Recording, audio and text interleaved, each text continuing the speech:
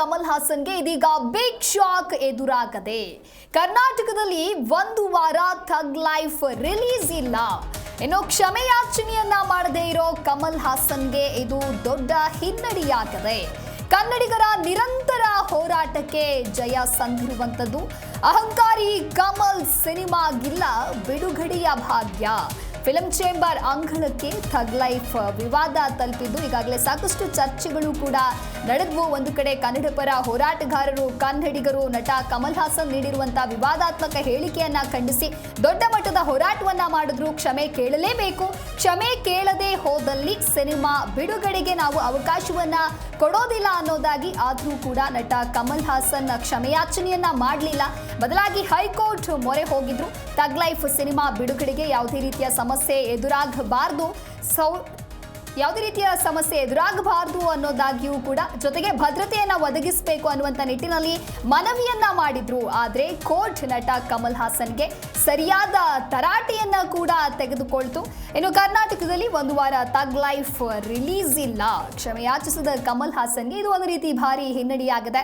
ಕನ್ನಡಿಗರು ನಿರಂತರವಾಗಿ ಹೋರಾಟವನ್ನ ಮಾಡಿದ್ರು, ಅವರ ಹೇಳಿಕೆಯನ್ನ ಖಂಡಿಸಿದ್ರು, ಕ್ಷಮೆ ಕೇಳಬೇಕು ಅನ್ನೋದಾಗಿ. ಆದರೂ ಕೂಡ ತನ್ನ ಮೊಂಡುತನವನ್ನ ಈತ ರೂಪಿಸ್ತಾ ಇರೋದ್ರಿಂದಾಗಿ ಇದೀಗ ನಟ ಕಮಲ್ ಹಾಸನ್ಗೆ ಒಂದು ರೀತಿ ಭಾರಿ ಹಿನ್ನಡೆಯಾಗಿದೆ. ಫಿಲಂ ಚೇಂಬರ್ ಅಂಗಳಕ್ಕೆ ಥಗ್ ಲೈಫ್ ವಿವಾದ ಹೋಗಿರುವಂಥದ್ದು. ಹಾಗಾಗಿ ಥಗ್ ಲೈಫ್ ಸಿನಿಮಾ ಏನು 5ನೇ ತಾರೀಕು ಬಿಡುಗಡೆ ಆಗಬೇಕಿತ್ತು, ಅದು ಕರ್ನಾಟಕದಲ್ಲಿ ಬಿಡುಗಡೆ ಆಗುವುದಿಲ್ಲ ಒಂದು ವಾರ ಅನ್ನೋದಾಗಿಯೂ ಕೂಡ ಹೇಳಲಾಗಿದೆ.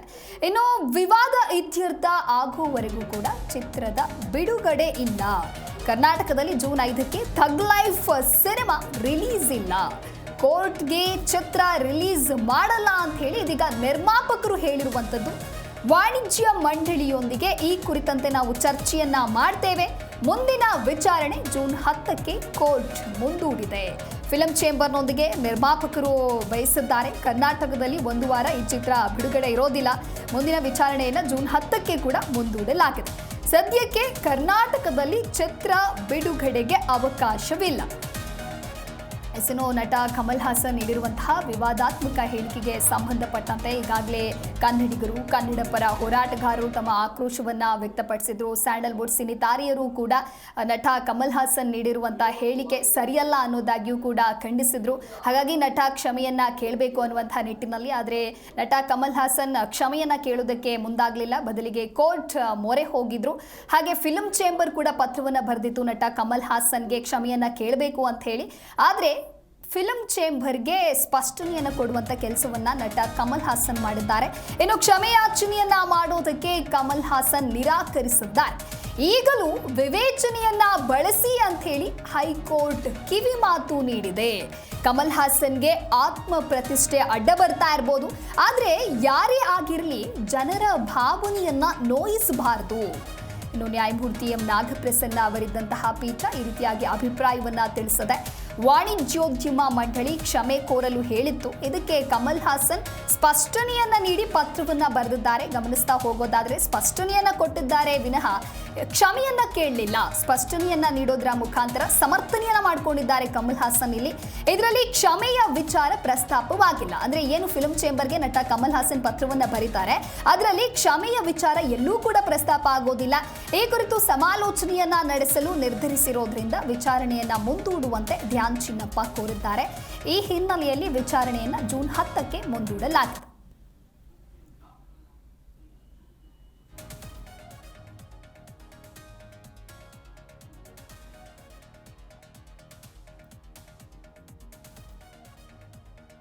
ಇನ್ನು ತಮಿಳು ನಟ ಕಮಲ್ ಹಾಸನ್ಗೆ ಈ ರೀತಿಯಾಗಿ ದೊಡ್ಡ ಬಿಗ್ ಶಾಕ್ ಅಂತಾನೆ ಹೇಳ್ಬೋದು.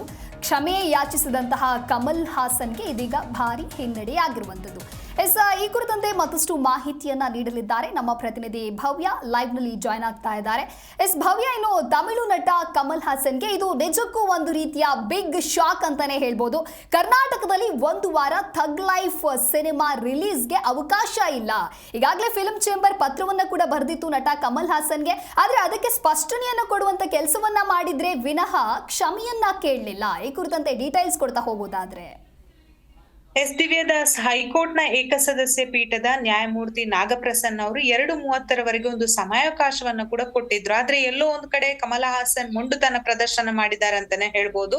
ಯಾಕಂದ್ರೆ 2:30ರ ಸುಮಾರಿಗೆ ವಿಚಾರಣೆಗೆ ಬಂದ ಸಂದರ್ಭದಲ್ಲಿ ಅವರ ಪರ ವಕೀಲರು ಕಮಲ ಹಾಸನ್ ಏನು ಚಿತ್ರಮಂಡಲ್ಗೆ ಪತ್ರ ಬರೆದಿದ್ದಾರೆ, ಆ ಪತ್ರವನ್ನ ಓದೋದರ ಮುಖಾಂತರ ಅವರಿಗೆ ಯಾವ ರೀತಿ ಕನ್ನಡದ ಬಗ್ಗೆ, ಭಾಷೆಯ ಬಗ್ಗೆ ಅಭಿಯಾನ ಇದೆ, ಹಾಗೇನೆ ಬೇರೆ ಭಾಷೆಗಳ ಬಗ್ಗೆ ಎಷ್ಟು ಅವರಿಗೆ ಒಂದು ಅದರ ಬಗ್ಗೆ ಅರಿವಿದೆ ಅನ್ನೋದ್ರ ಬಗ್ಗೆ ಪತ್ರವನ್ನ ಓದಿ ತಿಳಿಸ್ತಾರೆ ಬಿಟ್ರೆ ಯಾವುದೇ ಕಾರಣಕ್ಕೂ ಕಮಲ್ ಹಾಸನ್ ಅವರು ಕ್ಷಮೆ ಕೇಳ್ತಾರೆ ಅಂತ ಒಪ್ಪೋದಕ್ಕೆ ರೆಡಿ ಇರಲ್ಲ. ಇದೇ ಸಂದರ್ಭದಲ್ಲಿ ತಗ್ ಚಿತ್ರ ಏನಿದೆ ಜೂನ್ 5ಕ್ಕೆ ಬಿಡುಗಡೆ ಆಗ್ಬೇಕಿತ್ತು. ಈ ಸಂದರ್ಭದಲ್ಲಿ ಚಿತ್ರದ ನಿರ್ಮಾಪಕರು ಯಾವುದೇ ಕಾರಣಕ್ಕೂ ಕೂಡ ನಾವು ಕರ್ನಾಟಕದಲ್ಲಿ ಚಿತ್ರವನ್ನ ಬಿಡುಗಡೆ ಮಾಡಲ್ಲ, ಸೊ ಹೀಗಾಗಿ ಇದರ ಬಗ್ಗೆ ಫಿಲ್ಮ್ ಚೇಂಬರ್ ಜೊತೆ ಚರ್ಚೆಯನ್ನ ನಡೆಸಿ ಮುಂಬರುವಂತಹ ದಿನಗಳಲ್ಲಿ ಇದರ ಬಗ್ಗೆ ತಿಳಿಸ್ತೀವಿ ಅನ್ನೋ ವಿಚಾರವನ್ನ ಕೂಡ ಪ್ರಸ್ತಾಪ ಮಾಡಿದ್ರು. ಸೊ ಹೀಗಾಗಿ ವಿಚಾರಣೆಯನ್ನ ಜೂನ್ 10ಕ್ಕೆ ಮುಂದೂಡಿಕೆ ಮಾಡಿರುವಂತದ್ದು. ಪ್ರಮುಖವಾಗಿ ಇಲ್ಲಿ ಗಮನಿಸಬೇಕಾದ ವಿಚಾರ ಏನಂದ್ರೆ, ಹೈಕೋರ್ಟ್ ನ ನ್ಯಾಯಮೂರ್ತಿಗಳಾದಂತಹ ನಾಗಪ್ರಸನ್ನ ಅವರು ಬಹಳಷ್ಟು ವಿಚಾರಗಳನ್ನ ಕೂಡ ಇಲ್ಲಿ ಪ್ರಸ್ತಾಪ ಮಾಡಿದ್ರು. ಅಂದ್ರೆ ಎಲ್ಲವೂ ಸರಿ ಇದೆ, ಆದ್ರೆ ಒಂದು ಪದ ಸೇರ್ಸಬೇಕು ಎಂದು ಪರೋಕ್ಷವಾಗಿ ಕಮಲ್ ಕ್ಷಮೆ ಕೇಳಿಲ್ಲ ಅಂತ ಕೂಡ ಅವರ ವಕೀಲರಿಗೆ ಹೇಳಿರುವಂತದ್ದು. ಅದಕ್ಕೆ ಕಮಲ್ ಪರ ವಕೀಲರು ಕ್ಷಮೆ ಕೇಳಿದರೆ ಎಲ್ಲವೂ ಸರಿ ಹೋಗಲಿದೆ, ಆದ್ರೆ ಕಮಲ್ ಹಾಸನ್ ಯಾವುದೇ ರೀತಿಯಾದಂತಹ ದುರುದ್ದೇಶವಿಲ್ಲ, ಕನ್ನಡದ ಬಗ್ಗೆ ಅವರ ನಿಲುವನ್ನ ಪತ್ರದಲ್ಲಿ ತಿಳಿಸಿದ್ದಾರೆ. ಸೊ ಕನ್ನಡದ ಪರ ಅವರ ಒಲವು ಯಾವ ರೀತಿ ಇದೆ, ಕನ್ನಡದ ಬಗ್ಗೆ ಅವರಿಗೆ ಅಭಿಯಾನ ಯಾವ ರೀತಿ ಇದೆ ಅನ್ನೋ ವಿಚಾರವನ್ನ ಕೂಡ ಇಲ್ಲಿ ಪ್ರಸ್ತಾಪ ಮಾಡುತ್ತಾರೆ. ಸೊ ಈ ಸಂದರ್ಭದಲ್ಲಿ ನ್ಯಾಯಮೂರ್ತಿಗಳು ಒತ್ತಾಯವಲ್ಲ, ಆದ್ರೆ ಬೀಟಿಂಗ್ ಅರೌಂಡ್ ದಿ ಬುಷ್ ಅಂತ ಬೇಡ, ಕ್ಷಮೆ ಕೇಳಲು ಆತ್ಮ ಪ್ರತಿಷ್ಠೆ ಅನ್ನೋದು ಅವರಿಗೆ ಅಡ್ಡ ಬರ್ತಿರಬಹುದು ಅನ್ನೋ ರೀತಿ ಕೂಡ ಅವ್ರಿಗೊಂದು ಕಿವಿ ಮಾತನ್ನ ಹೇಳಿರುವಂತದ್ದು. ಆದ್ರೆ ವಕೀಲರು ಹೇಳೋ ಪ್ರಕಾರ ಅವರು ಪತ್ರದ ಮುಖಾಂತರ ಈಗಾಗಲೇ ಹೈಕೋರ್ಟ್ ಗೆ ವಿಚಾರವನ್ನ ಕೂಡ ತಿಳಿಸಿರ್ತೀವಿ, ಸೊ ಇದಕ್ಕೆ ಸಂಬಂಧಪಟ್ಟಂತೆ ಅವರು ಕ್ಷಮೆ ಕೇಳಲ್ಲ ಅನ್ನೋ ರೀತಿ ವಕೀಲರು ಹೈಕೋರ್ಟ್ ನ ಗಮನಕ್ಕೆ ಕೂಡ ತಂದಿರುವಂತದ್ದು. ಆದ್ರೆ ಇದೇ ಸಂದರ್ಭದಲ್ಲಿ ತಗ್ ಚಿತ್ರ ಏನು ಕರ್ನಾಟಕದಲ್ಲಿ ಬಿಡುಗಡೆ ಆಗ್ಬೇಕಿತ್ತು, ಸೊ ಬಿಡುಗಡೆಗೊಂಡ್ರೆ ಇಲ್ಲಿ ಒಂದು ಯಾವ ರೀತಿ ಭದ್ರತೆಗೆ ತೊಂದರೆ ಆಗುತ್ತೆ, ಸೊ ಭದ್ರತೆ ಕೊಡ್ಬೇಕಂತ ರಿಟ್ ಅರ್ಜಿಯನ್ನ ಸಲ್ಲಿಕೆ ಮಾಡಿದ್ರು. ಸೊ ಇದಕ್ಕೆ ಸಂಬಂಧಪಟ್ಟಂತೆ ನಿರ್ಮಾಪಕರೇ ಚಿತ್ರವನ್ನ ಬಿಡುಗಡೆ ಮಾಡಲ್ಲ ಅಂತ ಹೇಳಿದ ಕಾರಣಕ್ಕಾಗಿ ಚಿತ್ರವನ್ನ ಅಂದ್ರೆ ಕರ್ನಾಟಕದಲ್ಲಿ ಬಿಡುಗಡೆ ಮಾಡದೇ ಇರೋ ಕಾರಣಕ್ಕಾಗಿ ಈಗಾಗಲೇ ವಿಚಾರಣೆಯನ್ನ ಮುಂದೂಡಿಕೆ ಮಾಡಿದ್ದಾರೆ. ಸೊ ಇದ್ರ ಮಧ್ಯೆ ಯಾವ ರೀತಿಯಾದಂತಹ ವಿಚಾರಗಳು ಚರ್ಚೆಗೆ ಬಂದು ಒಂದು ವೇಳೆ ಕಮಲ್ ಹಾಸನ್ ಕ್ಷಮೆ ಯಾಚಿಸಿದ್ರೆ ಮುಂಬರುವಂತಹ ದಿನಗಳಲ್ಲಿ ಕರ್ನಾಟಕದಲ್ಲಿ ತಗ್ ಚಿತ್ರ ಬಿಡುಗಡೆ ಆಗುವ ಸಾಧ್ಯತೆ ಇರುವಂತದ್ದು. ಆದ್ರೆ ಇವತ್ತು ನ್ಯಾಯಮೂರ್ತಿಗಳು ಕೂಡ ಬಹಳಷ್ಟು ವಿಚಾರವನ್ನ ಪ್ರಸ್ತಾಪ ಮಾಡಿದ್ರು, ಹಾಗೇನೆ ಕೆಲವೊಂದು ಕಿವಿ ಮಾತನ್ನ ಹೇಳಿದ್ರು ಕೂಡ. ಎಲ್ಲೋ ಒಂದು ಕಡೆ ಕಮಲ್ ಹಾಸನ್ ಬಹಳಷ್ಟು ಮೊಂಡುತನ ಪ್ರದರ್ಶನ ಮಾಡಿದ್ದಾರೆ ಅಂತಾನೆ ಹೇಳ್ಬೋದು. ಯಾಕಂದ್ರೆ ಮಧ್ಯಾಹ್ನ 12 ಗಂಟೆಗೆ ವಿಚಾರಣೆಗೆ ಬಂತು, ತದನಂತರ 2:30ರವರೆಗೆ ವಿಚಾರಣೆಯನ್ನ ಮುಂದೂಡಿಕೆ ಮಾಡಿ ನಿಮ್ಮ ನಿಲುವು ಏನು ಅನ್ನೋದನ್ನ ಸ್ಪಷ್ಟಪಡಿಸಿ ಅಂತ ಅವರ ವಕೀಲರಿಗೆ ಒಂದು ತಿಳಿಸಿರುವಂತದ್ದು. ಆದ್ರೆ ಅವರು ಪತ್ರದಲ್ಲಿ ಏನೆಲ್ಲ ಅವರು ಬರ್ದಿದ್ದಾರೆ ಅನ್ನೋದ್ರ ಬಗ್ಗೆ ಒಂದು ನ್ಯಾಯಾಲಯದಲ್ಲಿ ವಿವರಣೆ ಕೊಟ್ಟರು ಬಿಟ್ರೆ ಕಮಲ್ ಹಾಸನ್ ಹೇಳಿರುವಂತಹ ಹೇಳಿಕೆ ತಪ್ಪು ಅನ್ನೋ ರೀತಿಯಲ್ಲಿ ಯಾವುದೇ ವಿಚಾರವನ್ನ ಅವ್ರು ಪ್ರಸ್ತಾಪ ಮಾಡಿಲ್ಲ. ಸೊ ಹೀಗಾಗಿ ನ್ಯಾಯಮೂರ್ತಿಗಳು ಮುಂಬರುವಂತಹ ದಿನಗಳಲ್ಲಾದ್ರೂ ಕೂಡ ಕಮಲ್ ಹಾಸನ್ ಅಂದ್ರೆ ಇದು ದೇಶದಲ್ಲಿ ಇರುವಂತಹ ಒಂದು ಭಾಷೆ, ಎಲ್ಲರೂ ಕೂಡ ಈ ರೀತಿಯಾದ ಬಹುತೇಕ ವಿಚಾರಗಳನ್ನ ಕೂಡ ಅವರು ಎಕ್ಸಾಂಪಲ್ ಆಗಿ ಕೊಟ್ರು ನ್ಯಾಯಮೂರ್ತಿಗಳು. ಅಷ್ಟು ಮಾತ್ರವಲ್ಲದೆ ಕನ್ನಡದ ನಟ ಆ ಕಾರ್ಯಕ್ರಮದಲ್ಲಿ ಶಿವರಾಜ್ ಕುಮಾರ್ ಅವರು ಕೂಡ ಇದ್ರು. ಸೊ ಅವರಿಗೆ ಯಾವ ರೀತಿ ಈಗ ಅಂದ್ರೆ ಕೆಲವೊಂದು ಕಡೆ ಚರ್ಚೆಗಳು ಕೂಡ ಗ್ರಾಸವಾಗ್ತಾ ಇದೆ, ಸೊ ಆ ವಿಚಾರವನ್ನ ಕೂಡ ಪ್ರಸ್ತಾಪ ಮಾಡಿದ್ರು. ಸೊ ಇದೆಲ್ಲ ಪ್ರಸ್ತಾಪ ಮಾಡಿದ್ರು ಕೂಡ ಅವರ ವಕೀಲರು ಯಾವುದೇ ಕಾರಣಕ್ಕೂ ಕಮಲ್ ಹಾಸನ್ ತಪ್ಪನ್ನ ಒಪ್ಪುಕೊಳ್ಳಲ್ಲ, ಯಾಕಂದ್ರೆ ಅವರು ಆ ರೀತಿ ಮಾತಾಡೇ ಇಲ್ಲ. ಅವ್ರಿಗೆ ಕನ್ನಡದ ಬಗ್ಗೆ ಯಾವ ರೀತಿ ಅಭಿಯಾನ ಇದೆ, ಸೊ ಅವ್ರು ಯಾವ ರೀತಿ ಕನ್ನಡದ ಜನತೆಯನ್ನ ಇಷ್ಟಪಡ್ತಾರೆ ಅನ್ನೋದನ್ನ ಎಕ್ಸ್ಪ್ಲನೇಷನ್ ಕೊಟ್ರು ವಿನಃ ಅವರು ಹೇಳಿರೋ ಹೇಳಿಕೆ ತಪ್ಪು ಅಂತ ಎಲ್ಲೂ ಕೂಡ ಹೈಕೋರ್ಟ್ ಅಲ್ಲಿ ಪ್ರಸ್ತಾಪ ಮಾಡಿಲ್ಲ. ಸೊ ಹೀಗಾಗಿ ಒಂದು ಕಡೆ ಅಂದ್ರೆ ಅವರು ರಿಟ್ ಅರ್ಜಿಯಲ್ಲಿ ಅವರ ಸಿನಿಮಾ ತಗ್ ಲೈಫ್ ಚಿತ್ರ ಏನಿದೆ ಆ ಸಿನಿಮಾ ಒಂದು ವೇಳೆ ಬಿಡುಗಡೆಗೊಂಡ್ರೆ ಇಲ್ಲಿ ಕನ್ನಡ ಪರ ಸಂಘಟನೆಗಳು ಎಲ್ಲಾ ಮಾಲ್ಗಳಲ್ಲಾಗಿರ್ಬೋದು, ಹಾಗೇನೆ ಚಿತ್ರಮಂದಿರಗಳಿಗೆ ಅಲ್ಲಿ ಹೋಗಿ ಒಂದು ಪ್ರತಿಭಟನೆಯ ಎಚ್ಚರಿಕೆಯನ್ನು ಕೂಡ ಕೊಟ್ಟಿದ್ರು. ಈ ಸಂದರ್ಭದಲ್ಲಿ ಅಹಿತಕರ ಘಟನೆಗಳು ನಡಿಬಹುದು ಅನ್ನೋ ಕಾರಣಕ್ಕಾಗಿ ಭದ್ರತೆಯನ್ನ ಕೊಡ್ಬೇಕಂತ ಕರ್ನಾಟಕದ ಪೊಲೀಸ್ ಮಹಾನಿರ್ದೇಶಕರಾಗಿರ್ಬೋದು, ಹಾಗೇನೆ ನಗರ ಪೊಲೀಸ್ ನಿರ್ದೇಶಕರಾಗಿರ್ಬೋದು, ಜಿಲ್ಲೆಗಳ ಎಸ್ಪಿಗಳಿಗೆ ಸೂಚನೆ ಕೊಡುವಂತೆ ಒಂದು ರಿಟ್ ಅರ್ಜಿಯಲ್ಲಿ ಮನವಿಯನ್ನ ಕೂಡ ಮಾಡಿದ್ರು. ಆದ್ರೆ ಎಲ್ಲೋ ಒಂದು ಕಡೆ ತಾನು ನ್ಯಾಯಮೂರ್ತಿಗಳು ಕೂಡ ಕೆಲವೊಂದು ಆದೇಶವನ್ನ ಹೇಳ್ತಾರೆ, ಅಂದ್ರೆ ನಾವು ಯಾಕೆ ಆ ರೀತಿಯಾಗಿ ಆದೇಶವನ್ನ ಕೊಡ್ಬೇಕು, ಯಾಕಂದ್ರೆ ಅವರು ಹೇಳಿರೋ ಹೇಳಿಕೆ ತಪ್ಪು ಅಂತ ಒಂದು ವೇಳೆ ಕ್ಷಮೆ ಯಾಚಿಸಿದ್ರೆ ಈ ರೀತಿಯಾದಂತಹ ಆದೇಶವನ್ನ ಕೂಡ ಕೊಡ್ಬೋದು. ಯಾಕಂದ್ರೆ ಈ ಹಿಂದೆ ಕೂಡ ಕೆಲವೊಂದು ಈ ರೀತಿಯಾದಂತಹ ಘಟನೆಗಳು ನಡೆದಾಗ ಬಹುತೇಕ ಮಂದಿ ಕ್ಷಮೆಯನ್ನ ಯಾಚಿಸಿದ್ದಾರೆ. ಸೊ ಒಂದು ಪದ ಅವರು ಬಳಕೆ ಮಾಡಿದ್ರೆ ಎಲ್ಲರಿಗೂ ಕೂಡ ಅಂದ್ರೆ ಈ ಪ್ರಕರಣ ಇತ್ಯರ್ಥ ಆಗುತ್ತೆ ಅನ್ನೋ ರೀತಿಯಲ್ಲಿ ಕೂಡ ನ್ಯಾಯಮೂರ್ತಿಗಳು ವಿವರಣೆ ಕೊಟ್ರು. ಆದ್ರೆ ಎಲ್ಲೋ ಒಂದು ಕಡೆ ಅವರು ಯಾವುದೇ ಕಾರಣಕ್ಕೂ ಕ್ಷಮೆ ಯಾಚಿಸಲ್ಲ ಅನ್ನೋ ರೀತಿಯಲ್ಲಿ ಅವರ ವಕೀಲರು ಕೂಡ ನ್ಯಾಯಮೂರ್ತಿಗಳ ಗಮನಕ್ಕೆ ತಂದ ಕಾರಣಕ್ಕಾಗಿ ವಿಚಾರಣೆಯನ್ನ ಜೂನ್ 10ಕ್ಕೆ ಮುಂದೂಡಿಕೆ ಮಾಡಲಾಗಿದೆ. ಸೊ ಇದ್ರ ಮಧ್ಯೆ ಏನೆಲ್ಲ ಆಗುತ್ತೆ ಅನ್ನೋದನ್ನ ಕೂಡ ಕಾದು ನೋಡ್ಬೇಕಾಗುತ್ತೆ. ಆದ್ರೆ ಜೂನ್ 5ಕ್ಕೆ ಏನು ತಗ್ ಲೈಫ್ ಸಿನಿಮಾ ಕರ್ನಾಟಕದಲ್ಲಿ ಬಿಡುಗಡೆ ಆಗ್ಬೇಕಿತ್ತು, ಸೊ ಅದಕ್ಕೆ ಈಗಾಗ್ಲೇ ಬಿಡುಗಡೆ ಆಗೋದಿಲ್ಲ ಅಂತ ಅವರ ನಿರ್ಮಾಪಕರೇ ಹೇಳಿದ ಕಾರಣಕ್ಕಾಗಿ ತಗ್ ಲೈಫ್ ಸಿನಿಮಾ ಜೂನ್ 5ಕ್ಕೆ ಬಿಡುಗಡೆ ಆಗಲ್ಲ. ದಿವ್ಯಾ. ಓಕೆ ಭವ್ಯ, ಇನ್ನು ಈಗಾಗಲೇ ತಗ್ ಲೈಫ್ ಸಿನಿಮಾ ಅಂತ ಹೇಳಿದ್ರೆ 300 ಕೋಟಿ ಇನ್ವೆಸ್ಟ್ ಅನ್ನ ಮಾಡಿದ್ದೀವಿ ಅಂತ ಹೇಳ್ತಾ ಇದ್ದಾರೆ. ಇಷ್ಟ ಆದ್ರೂ ಕೂಡ ಅವರು ಒಂದು ಕ್ಷಮೆಯನ್ನ ಕೇಳೋದಕ್ಕೆ ನಟ ಕಮಲ್ ಹಾಸನ್ ಮುಂದಾಗ್ತಾ ಇಲ್ಲ. ಈ ರೀತಿಯ ಉದ್ದಟತನ ತೋರಿದ್ದಕ್ಕೆ ಕರ್ನಾಟಕದಲ್ಲಿ 1 ವಾರ ತಗ್ ಲೈಫ್ ಸಿನಿಮಾ ರಿಲೀಸ್ಗೆ ಅವಕಾಶವನ್ನ ನೀಡಿಲ್ಲ.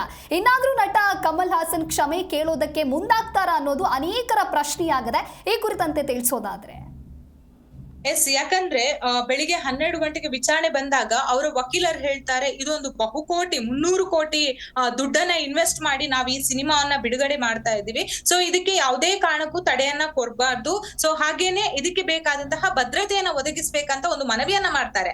ಆದ್ರೆ ಈ ಸಂದರ್ಭದಲ್ಲಿ ನ್ಯಾಯಮೂರ್ತಿಗಳು ಹೇಳ್ತಾರೆ 300 ಕೋಟಿ ಅಂತ ನೀವ್ ಹೇಳ್ತೀರಾ, ಹಾಗಾದ್ರೆ ಒಂದು ಪದ ಹೇಳೋದಕ್ಕೆ ಏನು? ಯಾಕಂದ್ರೆ ಈ ಹಿಂದೆ ಆದಂತಹ ಘಟನೆ ಆಗಿರ್ಬೋದು, ಆಮೇಲೆ ಯಾರೆಲ್ಲ ಕ್ಷಮೆ ಕೇಳಿದ್ದಾರೆ, ಹಾಗೇನೆ ಕನ್ನಡ ಇರುವಂತಹ ಅಭಿಯಾನ ಏನು ಅಂದ್ರೆ ಅವರು ಕೂಡ ಕನ್ನಡದ ಅಭಿಮಾನಿ ನ್ಯಾಯಮೂರ್ತಿಗಳು ಕೂಡ ಈ ಸಿನಿಮಾವನ್ನ ನೋಡ್ಬೇಕಂತ ಅವರು ಕೂಡ ಅನ್ಕೊಂಡಿದ್ರಂತೆ. ಸೊ ಅವ್ರು ಕೂಡ ಹೇಳ್ತಾರೆ ಇಷ್ಟೆಲ್ಲ ವಿವಾದಾತ್ಮಕವಾದ ನಂತರ ನಾನು ಈ ಸಿನಿಮಾವನ್ನ ಯಾವುದೇ ಕಾರಣಕ್ಕೂ ನೋಡಲ್ಲ ಅಂತ. ಆದ್ರೆ ವಕೀಲರಿಗೆ ಬಹಳ ಸ್ಪಷ್ಟವಾಗಿ ಕೆಲವೊಂದು ವಿಚಾರಗಳನ್ನ ಕೂಡ ನ್ಯಾಯಮೂರ್ತಿಗಳು ತಿಳಿಸಿರುವಂತದ್ದು. ಅಂದ್ರೆ 300 ಕೋಟಿ ಒಡೆತನದ ಸಿನಿಮಾ ಅಂತ ಹೇಳ್ತೀರಾ, ಹಾಗಾದ್ರೆ ಈ ಸಿನಿಮಾವನ್ನ ಜನರು ವೀಕ್ಷಣೆ ಮಾಡ್ಬೇಕಂತ ಇದ್ರೆ ನೀವು ಅಂದ್ರೆ ಹೇಳಿದ ಪದಕ್ಕೆ ಸರಿಯಾದ ರೀತಿ ಕ್ಷಮೆಯನ್ನ ಕೇಳಿ ಅನ್ನೋ ರೀತಿಯಲ್ಲಿ ಕೂಡ ಒಂದು ಕಿವಿ ಮಾತನ್ನ ಹೇಳ್ತಾರೆ. ಅಂದ್ರೆ ಆದೇಶ ಕೊಡೋದಲ್ಲ, ಕಿವಿ ಮಾತು ಮುಖಾಂತರ ಒಂದು ಎಚ್ಚರಿಕೆಯನ್ನ ಕೂಡ ಕೊಡುವಂತದ್ದು. ಸೊ ಆದ್ರೆ ವಕೀಲರು ಈ ಸಂದರ್ಭದಲ್ಲಿ ಹೇಳ್ತಾರೆ ಹಾಗಾದ್ರೆ ನಾವು ಕಮಲ್ ಹಾಸನ್ಗೆ ವಿಚಾರವನ್ನ ತಿಳಿಸ್ತೀವಿ ಅಂತ. ಸೊ 12ರಿಂದ 2.5 ಗಂಟೆಗಳ ಕಾಲ ಅವರಿಗೆ ಟೈಮ್ ಕೂಡ ಕೊಟ್ಟಿದ್ರು. ಸೊ ಈ ಸಂದರ್ಭದಲ್ಲಿ 2:30ಕ್ಕೆ ಕಲಾಪ ಆರಂಭದ ಸಂದರ್ಭದಲ್ಲಿ ಅವರ ವಕೀಲರು ಹೇಳ್ತಾರೆ ನಾವು ಕಮಲ್ ಹಾಸನ್ಗೆ ವಿಚಾರವನ್ನ ತಿಳಿಸಿದ್ದೀವಿ. ಸೊ ಆದ್ರೆ ಅವರು ಈಗ ಏನು ಫಿಲ್ಮ್ ಚೇಂಬರ್ಗೆ ಪತ್ರವನ್ನ ಬರೆದಿದ್ದಾರೆ ಅದನ್ನ ನಾವು ನಿಮಗೆ ಓದಿ ಹೇಳ್ತೀವಿ ಅಂತ ಹೇಳಿ ಅದ್ರಲ್ಲಿ ಏನೆಲ್ಲ ಇತ್ತು ಅನ್ನೋ ವಿಚಾರವನ್ನ ಹೇಳ್ತಾರೆ. ಆದ್ರೆ ಎಲ್ಲೂ ಕೂಡ ಕ್ಷಮೆಯಾಚನೆ ಹೇಳಲ್ಲ.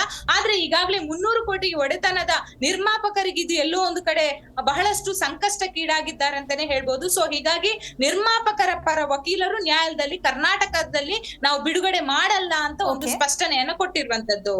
ದಿವ್ಯಾ. ಓಕೆ, ಥ್ಯಾಂಕ್ ಯು ಭವ್ಯ ನಿಮ್ಮೆಲ್ಲ ಮಾಹಿತಿಗಾಗಿ. ಇನ್ನು ಫಿಲ್ಮ್ ಚೇಂಬರ್ ಅಂಗಳಕ್ಕೆ ತಲುಪಿದೆ ನಟ ಕಮಲ್ ಹಾಸನ್ ಸಿನಿಮಾ ಭವಿಷ್ಯ. ಇನ್ನು ಕೋರ್ಟ್ ತೀರ್ಮಾನದ ನಂತರದಲ್ಲಿ ಫಿಲ್ಮ್ ಚೇಂಬರ್ನಲ್ಲಿ ಯಾವ ರೀತಿಯಾಗಿ ಸಭೆ ನಡೀತಾ ಇದೆ ಏನು ಅನ್ನೋದರ ಕುರಿತಂತೆ ಮತ್ತಷ್ಟು ನೋಡ್ತಾ ಹೋಗೋಣ.